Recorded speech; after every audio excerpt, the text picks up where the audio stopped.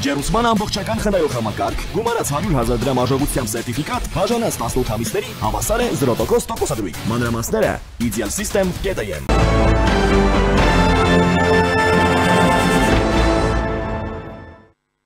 Այսօր հոկտեմբերի 27-ն է, ողբերգական դեպքերի 26-րդ տարելիցը 1999 թվականի հոկտեմբերի 27-ին ազգային ժողով կառավարություն հարց ու պատասխանն ընդհատվեց նիստերի դահլիճ ներխուժած ահաբեկչական խմբի կրակահերթից։ Խմբի գործողություններին զոհ գնացին Հայաստանի ազգային ժողովի նախագահ Կարեն Դեմիրճյանը, վարչապետ Վազգեն Սարգսյանը, փոխնախագահներ Յուրի Բախշյանն ու Ռուբեն Միրոյանը, պատգամավորներ Արմենակ Արմենակյանը, Միքայել Քոթանյանը, Հենրիկ Աբրահամյանը եւ օպերատիվ կառավարման նախարար Լեոնիդ Պետրոսյանը։ Ահաբեկչական խումբը պատանդ էր վերցրել 91 անձի, մասնավորապես ազգային ժողովի պատգամավորների։ 2003 թվականի դեկտեմբերի 2-ի դատավճռով Երևանի կենտրոն եւ Նորք Մարաշ համայնքների առաջին ատյանի դատարանը ՑՄԱ ազատազրկման դատապարտեց Նաիրի Հունանյանին եւ նրա հանցախմբի 6 անդամների, հանցախմբի եւս 1 անդամ դատապարտվեց 14 տարվա ազատազրկման։ Զոհերի հարազատները մինչ այսօր էլ պնդում են, որ բացահայտված չեն հոկտեմբերի 27-ի պատվիրատուները։ Հոկտեմբերի 27-ը սկիզբ էր այդ օրը եւ դրան հաջորդած 26 տարիները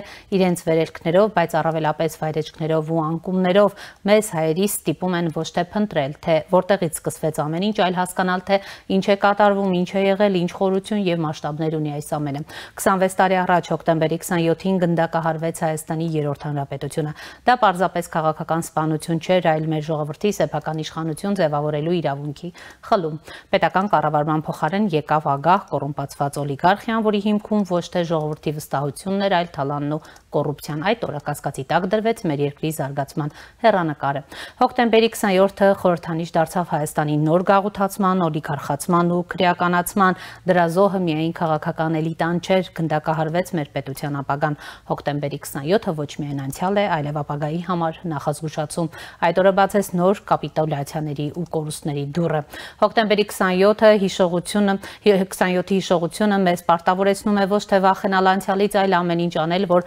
այն այլևս չկրկնվի։ Հոկտեմբերի 27-ը չի կարող մոռացվել, այն պետք է դառնա մեր պետության ազատագրության մեկնարկ, մեր մտքով, գիտելիքներով, ուժով, ստեղծարարությամբ, մշակույթով, հավատքով, հետևողականությամբ ու ամենակարևորը անկոտրում կամքով։ Իդեպ Երկրապահ կամավորական միության նախագահ Սասուն Միքայելյանը այսօր Եռաբլուր զինվորական պանթեոնում լրագրողների հետ զրույցում նշել է, որ եթե հոկտեմբերի 27-ը չբացահայտվի, մեր պետությունը ապագա չի ունենա։ Հոկտեմբերի 27-ին ոչ թե կառավարության ղեկավարությունը գլխատվեց, այլ խարխլվեց մեր պետականությունը։ Եթե Վազգենը կենդանի լիներ, Արցախի հետ կապված նման բան չէր կարող լինել, ասել է Միքայելյանը։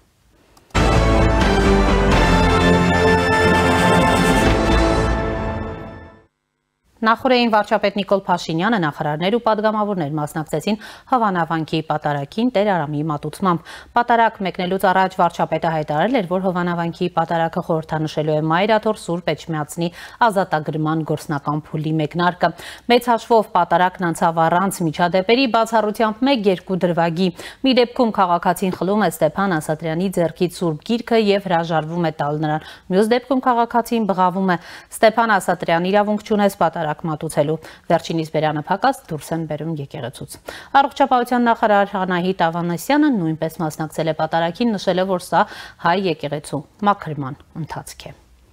Տեսեք, այսօր այսքան մարդկանց այստեղ լինելը հենց այդ խորհուրդը ունի, որ մարդիկ ուզում են գալ եկեղեցի, ստանալ հոգևոր սնունդ, հաղորդակից լինել եւ ամբողջ այս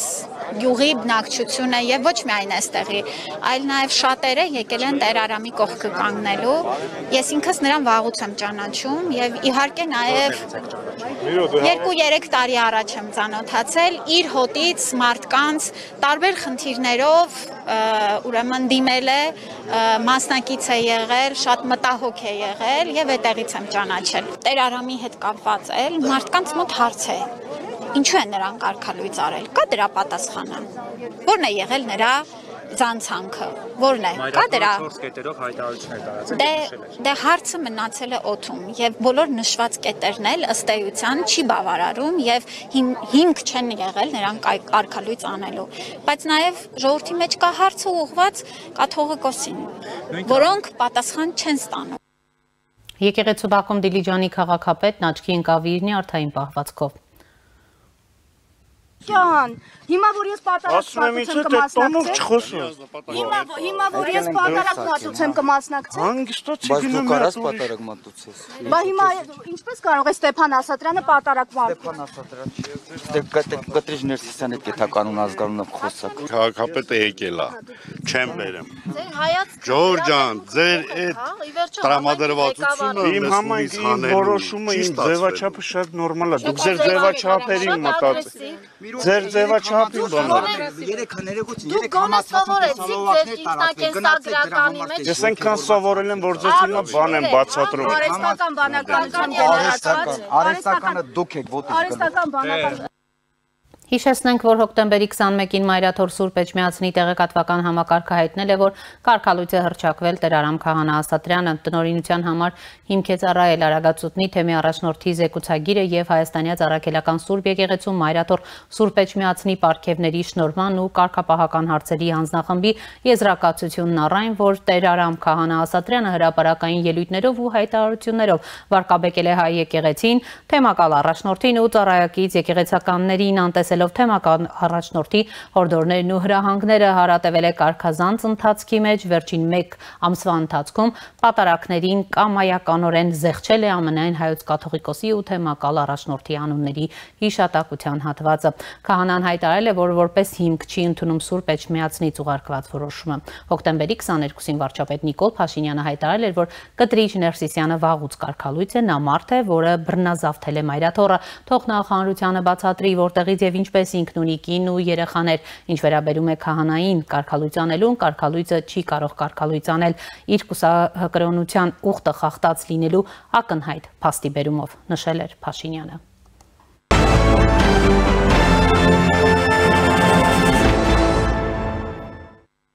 Օրերս տելեգրամյան ալիքներով տարածվեցին Արշակ Սրբազանի եւ նրա քեռակնոջ ինտիմ տեսանյութերը։ Իշխանության որոշ ներկայացուցիչներ դատապարտեցին տեղի ունեցածը։ Իրազեկ քաղաքացիների միավորում հասարակական կազմակերպությունը գլխավոր դատախազություն է ուղարկել հանցագործության վերաբերյալ հաղորդում ենթադրաբար Արշակ Սրբազանի անձնական կյանքի գաղտնիությունը կոպիտ կերպով խախտելու դեպքի առթիվ։ Իրավապաշտպան Հելսինկյան քաղաքացիական ասամբլեայի Վանաձորի գրասենյակի ղեկավար Արթուր Սաքունցն էլ դատապարտելով տեղի ունեցածը նշել է, որ խախտվել է քրեական օրենսգրքի 204-րդ հոդվածը մարդու անձնական կամ ընտանեկան գաղտնիք համարվող տեղեկությունն առանց նրա համաձայնության օգտագործելը, իրացնելը կամ հայտնելը կամ այդ տեղեկությունը օրենքով սահմանված կարգի խախտմամբ օգտագործելու, իրացնելու կամ հայտնելու նպատակով ձեռք բերելը կամ պահելը։ Մարդու իրավունքների պաշտպան Անահիտ Մանասյանը անթույլատրելի է համարում մասնավոր կյանքի անձեռնմխելիության ու անձնական տվյալների պաշտպանության իրավունքների համատարած խախտումներն ու դրանք կանխարգելելու ուղղությամբ բավարար քայլերի բացակայությունը։ Մանասյանը ընդգծում է, որ օրենքով սահմանված կարգի խախտմամբ անձնական տվյալների հավաքագրումը կամ օրենքով սահմանված կարգի խախտմամբ անձնական տվյալների տարածումը ոչ միայն հակասում են սահմանադրությանն ու միջազգային պարտավորություններին, այլև հանդիսանում են մարդու մի շարք հիմնարար իրավունքների խախտում։ Այդպիսի գործողությունները պետք է հանգեցնեն օրենքով սահմանված պատասխանատվության։ Պաշտպանը պահանջում է նաև բոլոր շահագրգիռ սուբյեկտներից, պետական մարմիններից, կազմակերպություններից ու քաղաքացիներից խստորեն պահպանել անձնական տվյալների պաշտպանությունը եւ մասնավոր կյանքի անձեռնմխելիության իրավունքի երաշխիքները, տվյալներ հավաքել ու տարածել բացառապես օրենքով նախատեսված հիմքերով ու կարգով։ Մարդու իրավունքների պաշտպան Անահիտ Մանասյանը ընդգծել է, որ ցանկացած արծ կարող է դառնալ ժողովրդավարական բանավեճի առարկա, բայց դա չի կարող իրականացվել մարդու իրավունքների արժեքներին հակասող եղանակով անձնական տվյալների պաշտպանության ու մասնավոր կյանքի անձեռնմխելիության նկատմամբ հարգանքը ոչ թե պարզապես իրավական երաշխիքներ են, այլ արժեքներ, որոնք պահպանման մակարդակն ի ցույց է դնում նաև պետության ու հասարակության իրավական մշակույթը։ Արշակ Սրբազանը հայտարարություն է տարածել, որակելով տեսանյութերը որպես զրպարտություն, նշելով, որ դրանք փորձ են վարկաբեկելու ինչպես իրեն, այնպես էլ եկեղեցուն։ Սրբազանի խոսքով իշխող ուժի քարոզչամեքենան զբաղված է խեղկատակություններով, փոխարենը զբաղվելու երկրի առջև ծառացած իրական խնդիրներով։ Նա ընդգծել է, որ չի պատրաստվում հերքել հորինվածքները եւ դրանք պարզապես արհամարում է շահագրգիռ անձանց հրապարակավ, հղում է մի մարհամարանքն ու քմծիծաղը, նշել է Արշակ Սրբազանը, հավելելով, որ եկեղեցուն վարկաբեկելու փորձերը որևէ արդյունք չեն ունենա։ Առաջինի տաղավարում զրուցելու եմ ազգային ժողովի քաղաքացիական պայմանագիր խմբակցության պատգամավոր Թագուհի Ղազարյանի հետ։ Տիկին Ղազարյան, բարև ձեզ։ Շնորհակալ եմ հրավերն ընդունելու համար։ Վերջին օրերի իրադարձությունների պակաս չկար մեր երկրում եւ նախ եւ առաջ գանք Հովանավանքում տեղի ունեցածից ընդհանուր առմամբ ինչ էր սա, շատերը ուրեմն մինչ վերլուծում էին ինչ է տեղի ունենում, վարչապետի նոր տեսանյութը տեսանք, որտեղ փաստորեն այս կիրակի մատուցվող պատարագին նույնպես կմասնակցի, ուրեմն մենք տեսանք աջակիցներ, հիմնականում քաղաքացիական պայմանագրի պատգամավորներ, մարզպետներ, քաղաքապետեր եւ այլն։ Ընդհանուր տպավորությունն ինչպիսին է, ինչի է ուզում հասնել իշխանությունը իր այս քայլերով, համեցեք։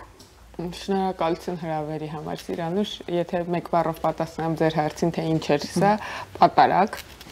իսկ եթե ավելի մանրամասն խոսենք նրա մասին, թե ինչ է տեղի ունենում այն, որ կաթողիկոսի գահը բռնի զավթած կտրիչ Ներսիսյանը այլևս հոգևոր իշխանություն չունի Հայաստանում, չունի այն իշխանությունը, որը նրան զեկուցել են քաղաքացիները, հարյուրավոր քաղաքացիներ, մասնակցել են պատարագի այն քահանայի մոտ եկեղեցում եւ կատարման մասնակցությամբ, դժվարանում եմ շատ ճշգրիտ տերմիններով խոսել դավանաբանական հարցերից, իմ մեկնաբանությունները լինելու են աշխարհիկ, նախապես տեղեկացնեմ, եւ քաղաքացիները հաղորդություն են ստացել, մարդիկ հավատացյալները, առաքելական եկեղեցու հետևորդները հաղորդություն են ստացել մի մարդուց, որին կարգալույծ է արել իր վերադասը հրամանով, հրապարակավ բոլոր մարդիկ այդ մասին իմացել են, տեղեկացված են եղել եւ միևնույնն է կայացրել են այդ որոշումը, ցույց տալով, որ արդար չեն համարում այդ որոշումը։ Սա է տեղի ունեցել։ Եվ ես շատ ուրախ եմ, որ Հայաստանի Հանրապետության վարչապետը նույնպես աջակցում է Տեր Արամին, որի իրավունքները իմ կարծիքով կոպտորեն խախտվել են եւ որոնք վերականգնելու մեխանիզմները ըստ էության եկեղեցու ներքին ընթացակարգերը թույլ չեն տալիս, իսկ երբ ես խոսում եմ աշխարհիկ կանոններով դրանք վերականգնելու վերաբերյալ շատ հետաքրքիր արձագանքների եմ արժանանում, որ օրենքից դուրս է եկեղեցին եւ աշխարհիկ օրենքները, սահմանադրությունը եւ այլն չեն տարածվում եկեղեցու օրենքների վրա, մարդու օրինակ աշխատանքի իրավունքը, որ սահմանադրական իրավունք է, չի տարածվում եկեղեցու վրա, բայց մեկը պարզվում է, որ օրինակ անձնական անձեռնմխելիության կամ անձնական կյանքի անձեռնմխելիության կամ սեփականության իրավունքը տարածվում է։ Ես կարծում եմ, որ բոլոր սահմանադրական իրավունքները տարածվում են Հայաստանի Հանրապետության բոլոր կներեք, ավելի շատ մեղադրանքները, որ հնչում են, սահմանադրությամբ եկեղեցին անջատ է պետությունից եւ հիմա իշխանությունը փորձում է միջամտել, ինչով են մեղադրում, որ այսպես ուղղակիորեն ու անմիջական փորձում եք միջամտել եկեղեցու գործերը, համեցեք։ Սահմանադրությամբ եկեղեցին եւ պետություն փոխադարձաբար պետությունը չէ, ներողություն եմ խնդրում ես նախադասության համար, քաղաքական իշխանությունը եւ հոգեվոր իշխանությունը փոխադարձաբար միմյանց աշխատանքին միջամտելու լիազորություններ չունեն եւ ոչ միայն սահմանադրությամբ, այլ նաեւ օրենքներով, որոնք սահմանված են թե խղճի մտքի դավանանքի ազատության մասին օրենքով, թե Հայաստանի առաքելական Սուրբ եկեղեցու մասին օրենքով, բայց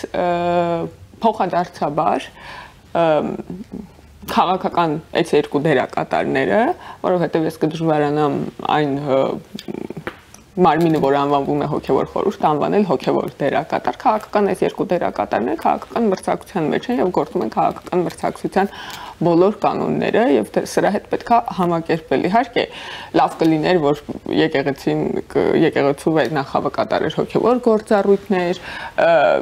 իշխանությունները երկրի կատարեին աշխարհիկ գործառույթներ, բայց ամեն ինչը միախառնվել է եւ պետքա այս ամեն ինչի հետ հաշվի նստել, ոչ թե բարձր գոռալ, որ ես բան չեմ անում, ես չեմ տեսնում, չտեսնելու եմ տալիս, եկեք նենց անենք, սենց չլինի, սա տեղի է ունեցել եւ սրա հետ պետքա հաշվի նստել այն պահին, երբ որ այս երկու քաղաքական դերակատարները սկսել են իրար հետ մրցակցել, կանոնները դարձել են նաև այդ թվում եւ քաղաքական։ Ես ուզում եմ հիշեցնել, որ մի քանի տարի առաջ կաթողիկոսը ի պաշտոն է պահանջեց վարչապետի հրաժարականը եւ պատերազմից հետո այո վարչապետը որպես հավատացյալ միգուցե նաեւ որպես հանցագանքեց մեծ աշխով այո խոնարհաբար հրաժարական տվեց եւ նորից դիմեց ժողովրդին, որովհետեւ ի վերջո թե եկեղեցին թե իշխանությունը ժողովուրդն են եւ ժողովուրդը թե եկեղեցի բառը իր հիմքում ունի ժողովուրդը ասելով այդ թվում բայց կարծիքով բան ինչպես է լինում որ վարչապետը հրաժարականը տալիս հասարակական պահանջի հասարակական պահանջի ձևավորման հիմքում միգուցե նաև կաթողիկոսի ասելն է ընկած կաթողիկոսը ասաց վարչապետը հրաժարական տվեց նորից դիմեց ժողովրդին եւ ժողովուրդը ասաց որ ոնց որ մենք համաձայն չենք այդ կաթողիկոսի ասածի հետ մենք ժողովուրդն ենք ժողովուրդը որին պատկանում է թե հոգեվոր թե աշխարհիկ իշխանությունը եւ մենք համաձայն չենք այս գնահատականի հետ Հիմա ժամանակն է որպեսզի վարչապետը պահանջի կաթողիկոսի հրաժարական միգուցե նա էլ հակառակը անի եւ տեսնենք ինչպես կարձագանքի ժողովուրդը թե ինչպես է արձագանքում ժողովուրդը Կտրիշ Ներսիսյանի որոշումներին մենք տեսանք 3 հովնանավանքում մարդիկ հարյուրներով չեն ընդունում նրա կայացրած որոշումը սա շատ նման է նրան ինչ տեղեր ունենում 2018 թվականին երբ որ Սերժ Սարգսյանը հրամաններ էր արձակում եւ դրանք չէին ի կատարածվում հիմա նույն բանը մոտավորապես տեղի է ունենում հոգեվոր իշխանության հետ եւ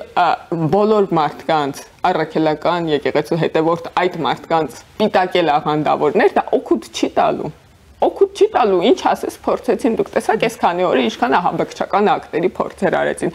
Դո էլ ասեցին ձեր հարսանիքը վավեշ չի, ձեր կնունքը վավեշ չի։ Այս մարդիկ գնացել են ասում են, չէ, մենք մեր քահանային ենք ուզում։ Էլ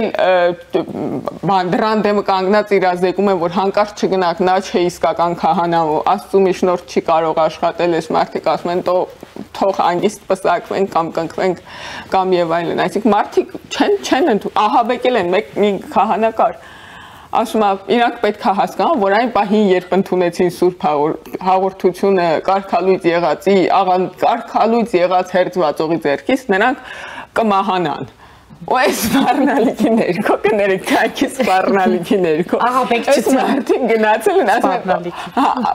մի խոսքով ասում են մի արեք էլ մի տենսի բաներ ասեք հարգելի քահանաներ մենք ոնց որ մեր հոգեվոր հովիվի եւ ես կուզեի շեշտել այստեղ մանավանդ օհանավան եւ շրջակա գյուղերի բնակիչների արձագանքներ որովհետեւ իրականում այնքան կարեւոր չի թե ինչ է այս պարագայում ասում վարչապետը պատգամավորը նախարարը որքան կարեւոր է թե ինչ են ասում մարդիկ այս հոգեվոր հովին աջակցում սիրում են ձեր գործընկերները այս մի քանի օրվա ընթացքում տասնյակ հարցումներ են արել այդ թվում եւ կաթողիկոսամետ գործընկերները ձեր եւ նույնիսկ այդ ռեպորտաժներում չեն կարող գտնել մի մարդ որ այդ գյուղում այդ իրանց քահանայից դժգոհ լինի ինչը իթե անբնական է որովհետեւ մարդիկ սովորաբար իրանց քահանաներից դժգոհ են լինում ես իմ կյանքում սովորաբար հակառակին եմ հանդիպել իսկ այդ նշանակում է որ այդ մարդիկ այս երկիրը այս մոլորակը մարդկությունը աշխարհը անխուսափելիորեն աշխարհիկանում է եւ ահաբեկել մարդկանց որ ձեր հոգին կընկնի դժոխք եթե դուք հաղորդություն ընդունեք ձեր պսակը Աստված չի ճանաչի եթե դուք պսակեք Տեր Արամի մոտ ձեր դուք հենց բան անեք մի անգամից մահվան դատավճիռը կկայանա եւ հենց մտնեք այդ պատարակ եւ կմեռ այս բաները այս ահաբեկչությունները հոգեկան տեր ես ենթադրում եմ որ սա էլ այն ինչ որ հանցագործության տեսակ քրեական օրենսգրքով արգելված որովհետեւ այդ ահաբեկչությունը աներևակայելի չափերի է հասնում մանավանդ սովորական մարդկանց նկատմամբ այն մարդիկ լուրջ չեն վերաբերում մարդիկ ասում են եթե ես կարամ Կտրիշ Ներսիսյանից հաղորդություն ընդունեմ ումից ասես կարամ ընդունեմ այսինքն այսքան ժամանակ պիտի դժոխքել ընկած լինեի մեռածել լինեի եթե մայրաթոռում նստած է Կտրիշ Ներսիսյանը ինչպես նշում եք, այս աշխարհիկացման ճանապարհը մենք տեսնում ենք առանց ցնցումների չի լինելու, ինչպիսի հանգուցալուծում։ Մենք տեսնում ենք նաև կաթողիկոսի արձագանքը չեն պատրաստվում նահանջել։ Ձեր պահանջները շարունակում են նույնը մնալ, նրանք էլ դիմադրում են, տեսնում եք Տեր ուրեմն արշակի հետ կապված, փաստորեն տեսանյութեր հրապարակվեցին, դատապարտվեցին իրավապաշտպանները, ես ներկայացրի նաև մարդու իրավունքների պաշտպանի գնահատականները եւ նաև հրապարակեցի, թե ինչ է ասել իր հայտարարության մեջ Տեր Արշակը ըստ էության իշխանություններին, այսպես կոնկրետ մեղադրանքներ։ Երկու թեմային էլ անդրադառնում, եթե բան բաց թողեմ, խնդրում եմ կհիշեցնեք Կտրիշ Ներսիսյանի եւ Արշակի թեմաներին, ուրեմն ես ճիշտն ասած լավ չեմ հասկանում, թե ինչ է համառում Կտրիշ Ներսիսյանը, իդեպ որի ընտրման Հոբելյանն է այսօր, որի առիթով կարելի է նրան շնորհավորել, նա ընտրվել է 1999 թվականի հոկտեմբերի 27-ին եւ ընտրվելուց հետո առաջին նախադասությունը, որ արտաբերել է, եղել է սպանված է Հայաստանի Հանրապետության վարչապետը։ Ես տրամաբանորեն չեմ հասկանում ինչու է այդքան համառում։ Հիշում եք, չէ՞, նույն պատմություն պատմեմ, էլի աշխարհիկ իշխանությունների ղեկավարը Նիկոլ Փաշինյանը իհարկե առաջին անգամ երբ որ ինչ-որ Վազգեն Մանուկյան վեկացավ ասեց հրաժարական տուրը անհեթեթ թվաց կամ մի հոգու կամ մի քանի հոգու ասելով այդ չարեց, բայց երբ որ հասկացավ որ լեգիտիմության ճգնաժամ կարող է առաջանալ գնաց ասեց իսեր Աստծո եկեք ընդհանցակարգերով վերականգնենք այս մարմնի, այսինքն Հայաստանի Հանրապետության կառավարության լեգիտիմությունը։ Ինչու՞ չի անում նույնը կաթողիկոսը Ես ճիշտ ասած սկսում եմ հակված լինել այն վարկածին, որ շրջանառվում է մամուլում, որ նա իսկապես կարող է ինքը չի որոշում այդ հարցերը, դուք գիտեք, որ եթե կա այդ վարկածով շրջանառումը, ես չեմ բանանում, էլի չեմ պնդում, բայց ոնց որ թե ամեն ինչ տանում է դրան, որովհետև ինքը չի կարող մարդը հրաժարվել այդպիսի աշխատանքից Գիտեք, որ սովորաբար այդ նկատի ունեմ գործակալական աշխատանքը, այդ մարդը չի կարող ինչ-որ պահի դադարեցնել լինել դա, որովհետև դրանով վերջանում է նաև իր կյանքը։ Այդպիսին է կանոն է այդ աշխարհի։ Գուցե իսկապես այդպիսի ծանր բան կա, մթնոլորտ կա իրավորոշումների կայացման հետ կապված նաև Ճնշումների տակ է, այնպես է ստացվում։ Որովհետև ուրիշ ոչ մի չեմ հասկանում, օրինակ, ինչ պետք է ինքը երեկվա Հովանավանքի պատարագից հետո, երբ որ տեսնում է հարյուրավոր իր հետևորդներ, եթե չասեմ հազարավոր, ասում են մենք չենք ճանաչում, քո կայացրած որոշումը։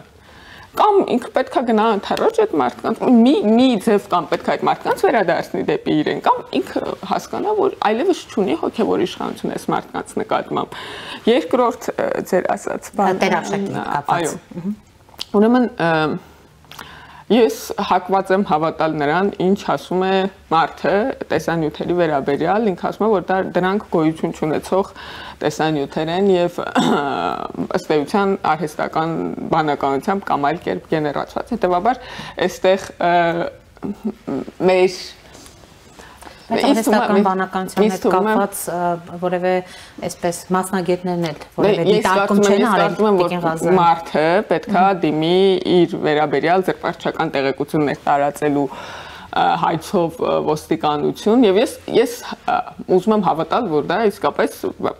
մարդ չի ընդունում, ասում է ես չեմ նման բան ինձ հետ տեղի չունեցել, հետեւաբար չի կարելի այն կանխավարկածից ելնել, որ այդ մարդն է ու մի հատ էլ սկսել քննարկել արդյոք իր անձնական կյանքի անձեռնմխելիությունը ոտնահարվել է, թե չի եղել նման բան, այս եթե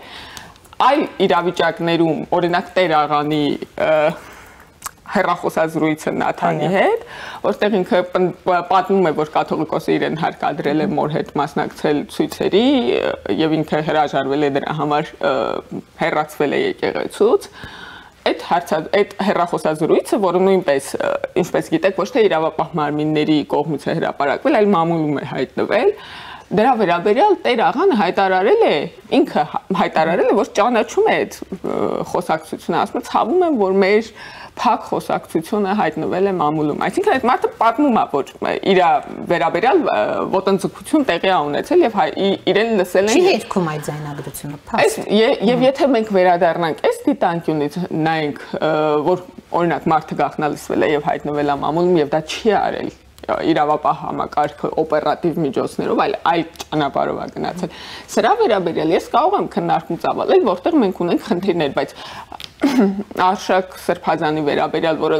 կտրականապես հերքում է, որ ինքն է այդ տեսանյութում կամ իր անձնական կյանքի անձեռնմխելիության իրավունքը ոտնահարվել է։ Ոչ է կանում դիմել ոստիկանություն ըստ էության։ Ես իսկապես բոլոր քահանաներին, բոլոր հոգևոր սպասավորներին, բոլոր ծառայողներին հոգևոր կոչ եմ անում իրանց իրավունքները քաղաքացիական դատարաններում վերականգնել, բոլոր տեսակի իրավունքները, որովհետև ես հավատացած եմ, որ եկեղեցին պետության եւ դատական համակարգի դիտանկյունից մոտը նույն բանն է, երբ որ ինքը sense վերևից նայում է, հա դատարան է կազմակերպություններն, ինչ որ մեկ այլ հասարակական կազմակերպություն նույն իրավահարաբերություններն են, չի կարելի այդքան ապա աշխարհիկացնել, վերջում ասել դե իմ անձնական ասում է արհամարում եմ թող արհամարի դա էլ է տարբերակ, բայց ուզում եմ ասել ես չեմ կարող հիմա մեկնաբանել դա իբրև անձնական կյանքի անձեռնմխելիությունը խախտված իրավունքի հարց, քանի դեռ նա ասում է, որ կարծեք թե արհեստական բանական չի ունեցել։ Հիմա եթե տես բան տեղի չի ունեցել, ինչի մենք հորինենք, որ ինչ-որ մեկի լոգարանում տեսախցիկ կա, չկա տենց բան։ Այդ մարդը ասել է չկա տենց բան։ Հիմա մենք ոչ չենք կա։ Եվ եթե պարզվեր, որ դա ճիշտ է, դա իհարկե սարսափելի երևույթ է, մենք կխոսեինք դրա մասին, բայց չի կարելի Կիկոսի մահը սարքել էս մեր իրականությունը։ Այդ մարդը ասում է չկա հորինված կա, հիմա ինչի մենք մի հատ վերագրենք այդ մարդուն դա։ Մի հատ էլ սկսենք մեկնաբանել, թե ինչպես է դա տեղի ունեցել։ Ես կարծում եմ դա շատ անիմաստ խոսակցություններ են։ Ինչ է ասում Արշակ Սրբազանը մի բան է, ինչ եք տեսնում դուք այդ տեսանյութերում այլ բան է։ Տիկին Ղազան, սա Կիկոսի մահը չէ։ Բնավ է Կիկոսի մահը չէ։ Ես ուղղակի ուզում եմ իմանալ, հարցը էսպես ձևակերպել։ Տեսախցիկների առկայությունը բնակարանում հենց այս հանգամանքը եթե վերլուծենք ըստ էության սա արդեն սպառնալիք է յուրաքանչյուրի ձեզ մեզ բոլորիս եթե կհաստատվի որ այդպիսի բան է եղել իրազեկ քաղաքացիների միավորը դիմել է դատախազություն կսկսենք մեկնաբանել դա բայց տեսել եք չէ տասնյակ հարյուրավոր տեսանյութեր կան ցանցում որոնք բոլորը գեներացված են ոչ իրական մեթոդներով հիմա իսկապես ես կարող եմ մի հատ էլ AI-ով սարքած բան անեք հայտարարություն բերեք որ Սամվել Կարապետյանը ինչ որ բանը մեր ձևովի մասին բաներ է ասում ասեք մեկնաբանեք չէ մեր ձևովի մասով չէ բայց հովանավանքում տեղի ունեցածից հետո արդեն հասցրել էր նա հայտարարություն նկատի ունեմ պայմանական այդպիսի տեսանյութեր շատ են տարածվում վրայով անցնում է այս իշխանությունը եւ այլն Առիթ կլինի կխոսենք, բայց այդ հատկապես նրան հիշեցի, որովհետև այս վերջերս լրահոսումս բերում է։ Կա Նիկոլ Փաշինյանը ինչ-որ բանկային բան առաջարկում է բանկերում բաներ, ավանդներ դնել, բայց ինքը այդպես բան չի արի։ Հիմա ես մեկնաբանեմ, ես կամ մեկնաբանեմ AI-ի վտանգները։ Ամփոփենք զրույցը այս մեծ խնդիրը ինչպիսի լուծում եք ակնկալում դուք նշեցիք նաև ըստ էության եթե կաթողիկոս ընդառաջ չի գնում ձեր այս պահանջին կամ հասարակական պահանջին ուրեմն կա գուցե գործակալական ցանց սա ենթադրում է արդյոք որ նաև այս ուղղությամբ իրավապահները պետք է աշխատանք իրականացնեն ինչպիսի լուծում եք տեսնում այս պարագայում կաթողիկոսը չի նահանջում իշխանությունը չի նահանջում ամեն կիրակի գնում է հովանավանքում պատարակի է մասնակցում կաթողիկոսն է մայրաթորում է պատարակ տալիս Հավատացյալները քվեարկում են իրենց ոտքերով, որ եկեղեցուն, որ ավելի շատ մարդ հավաքվի, այնտեղ էլ հավատացյալների աստվածն է, չի կարող մյուտանել աստծուն էլ հովանավանքից բանի լիազորություն, այտենց լիազորություն ոչ մի հոգևորականի տրված չի։ Հետևաբար դրա լուծումը այն է, թե մարդիկ, որ հոգևորականին, որ քահանային ավելի շատ հավատում Եթե այդ դավանաբանական հարցի մեջ ենք ուտնում, իսկ ինստիտուցիոնալ առումով իհարկե ես կարծում եմ որ դեռ երկար բանավիճ են կողմերը թե հիմա մենք եւ նաեւ բանը ես ենթադրում եմ որ ինքը նաեւ բան ունի հնարավոր իշխանափոխության ակնկալիք ունի որից հետո ավելի հանդարտ կլինի իր կյանքը եւ այլն եւ դրա համար ավելի երկար կդիմադրի բայց ես կարծում եմ ժողովուրդը Հավատացյալներն են, չէ, իր հիմնական բանը հոտը։ Ժողովուրդը դա ինչ-որ կերպ ցույց կտա։ Ինչ-որ կերպ կանի դա, որովհետև հասկանում եք, եթե ինքը երեք տեստարոններ հիմա ասեցիք, հիշեցի, տեստարոններ են տեղ, կարծեմ Վարդենիսի հոգևոր հովիվը։ Վաղը ու գնացել էր այդ կարգալույց եղած Տեր Արամիկ պատարակին։ Վաղը տեստարոնին կարգալույց կանի։ Մարդիկ կգնան տեստարոնի պատարակին։ Այն մյուս օրը մյուսին դրա համար է որ ավելի երկարաժամկետ սա գործընթաց կլինի։ Հիմա եթե ինքը անդադար բոլոր ըմբոսներին կարգալույց անի եւ մարդիկ որպես բոյկոտ գնան, այդ ցույց տան որ քո հոգեվոր որոշումները մեր վրա չեն տարածվում, դա ուղղակի նույն իրավիճակն է լինելու, ասացի ինչ որ 2018 թվականին, երբ որ կայացում ես որոշումներ եւ չեն իրականացվում, մարդիկ ճանաչում են այս մի որոշում կայացնող, ոչ թե այն մյուսին, դա է տեղի ունենալու։ Շնորհակալ եմ։ Ես եմ շնորհակալ։ Առաջինի տաղավարում զրուցում էի ազգային ժողովի քաղաքացիական պայմանագիր խմբակցության պատգամավոր Թագուհի Ղազարյանի հետ։